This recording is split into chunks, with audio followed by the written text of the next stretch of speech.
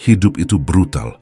Tidak peduli seberapa keras kamu mencoba, ada saatnya kamu akan dihantam oleh kenyataan yang bahkan tidak pernah kamu pikirkan.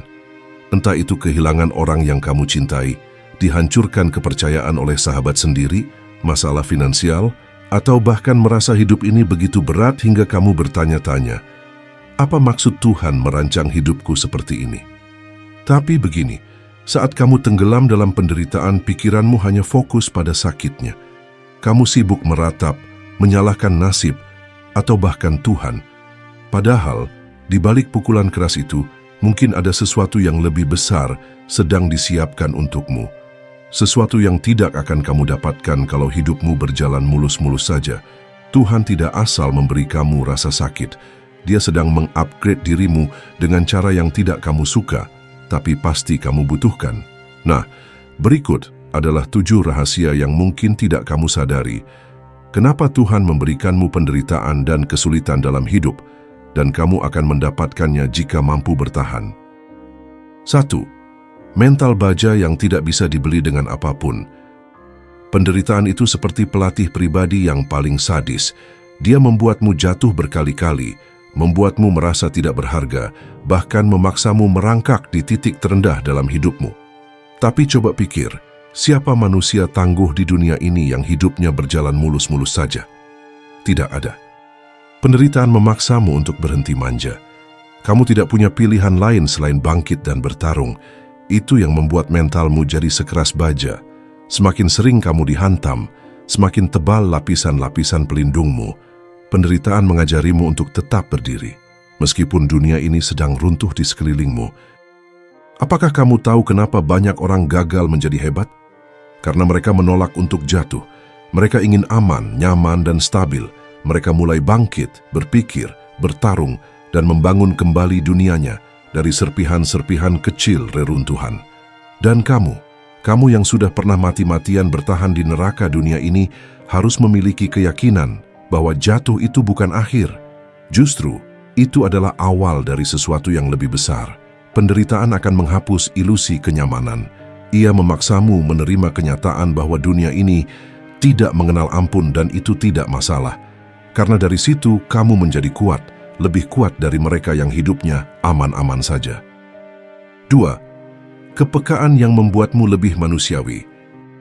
Saat kamu sedang bahagia, apakah kamu pernah benar-benar peduli dengan penderitaan orang lain? Apakah kamu benar-benar bisa merasakan bagaimana rasanya perutmu kosong ketika hidupmu tidak pernah kekurangan?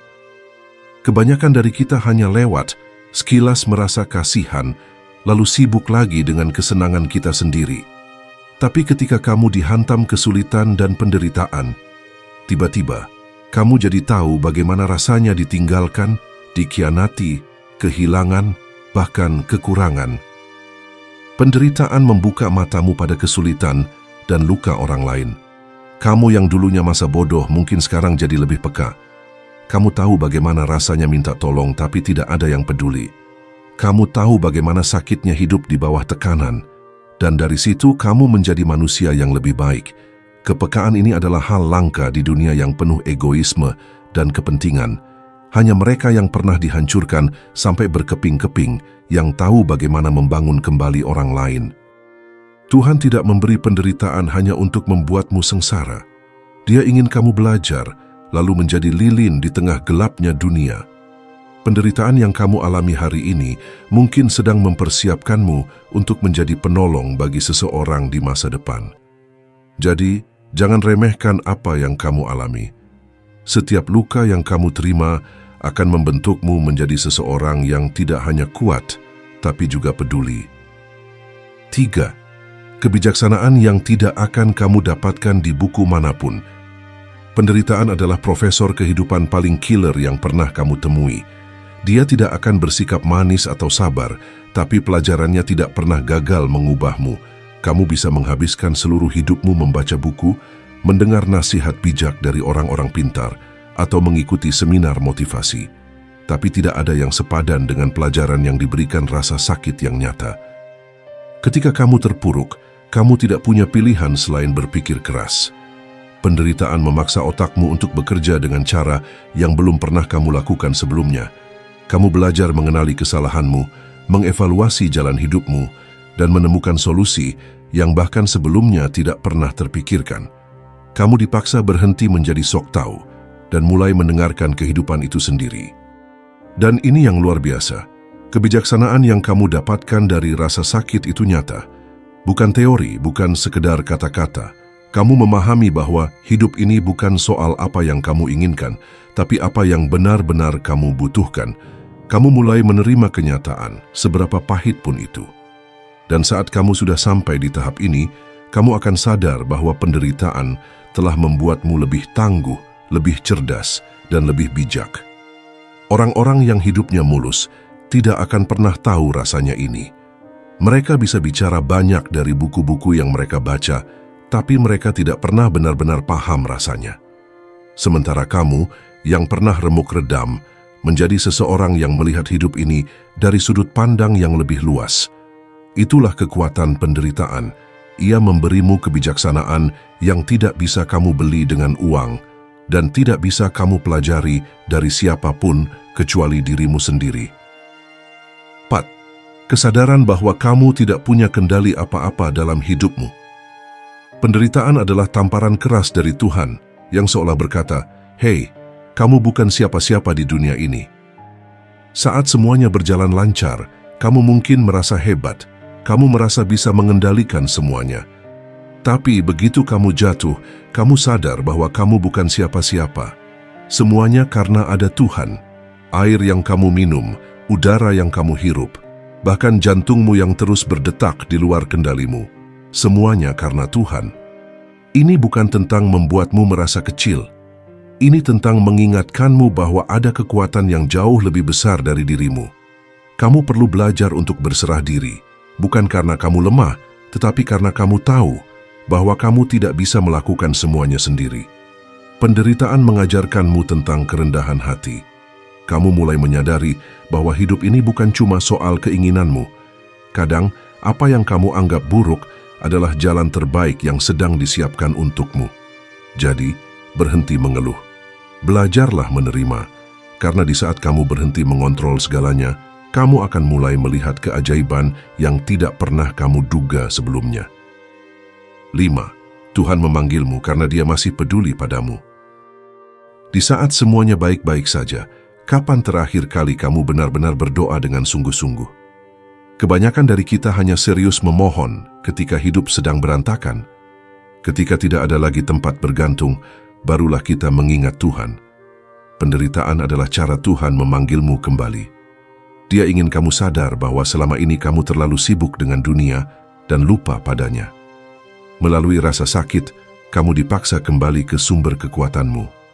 Ini bukan berarti Tuhan ingin kamu menderita, tapi Dia tahu bahwa terkadang hanya melalui kesulitanlah manusia benar-benar mendekat kepadanya. Penderitaan adalah wake-up call yang mengingatkanmu siapa yang benar-benar menjadi sumber kekuatan dalam hidupmu. Jadi saat kamu sedang menderita, jangan hanya meratap. Gunakan itu sebagai momen untuk memperkuat hubunganmu dengan Tuhan, karena disitulah kamu akan menemukan kedamaian yang tidak bisa diberikan oleh dunia. 6. Kesempatan untuk mematahkan ego yang merusak dirimu. Kamu tahu apa yang sering membuat hidup seseorang berantakan tanpa dia sadari? Itu adalah ego. Itu monster kecil dalam dirimu yang membuatmu keras kepala, merasa selalu benar, dan susah mengakui kelemahan. Tapi ketika penderitaan datang, monster kecil itu dipaksa bertekuk lutut. Penderitaan adalah palu godam yang menghantam egomu tanpa ampun.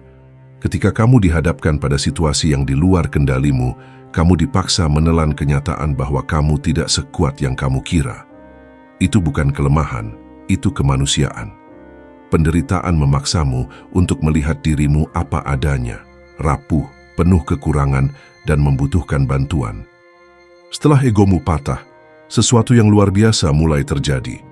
Kamu jadi lebih terbuka, lebih rendah hati, dan lebih mudah menerima masukan dari orang lain. Kamu berhenti berpura-pura menjadi manusia kuat dan sempurna yang merasa tahu segalanya. Kamu mulai belajar untuk mendengarkan dan memahami. Tanpa penderitaan, egomu akan terus membesar, seperti tumor yang membunuhmu perlahan-lahan. Jadi, kalau hari ini kamu merasa dihancurkan, bersyukurlah. Itu artinya egomu sedang dipangkas agar kamu bisa tumbuh menjadi versi dirimu yang lebih baik.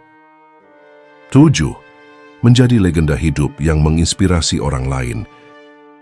Hidup tanpa penderitaan adalah hidup yang datar dan membosankan.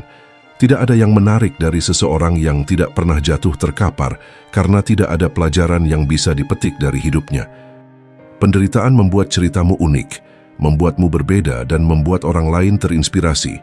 Setiap luka yang kamu alami adalah bab dalam cerita hidupmu yang suatu saat akan menyentuh orang lain. Ketika kamu berhasil melewati masa-masa sulitmu, kamu akan menjadi bukti nyata bahwa manusia bisa bangkit dari kehancuran. Orang-orang yang mendengar ceritamu mungkin akan menemukan harapan di tengah keputusasaan mereka.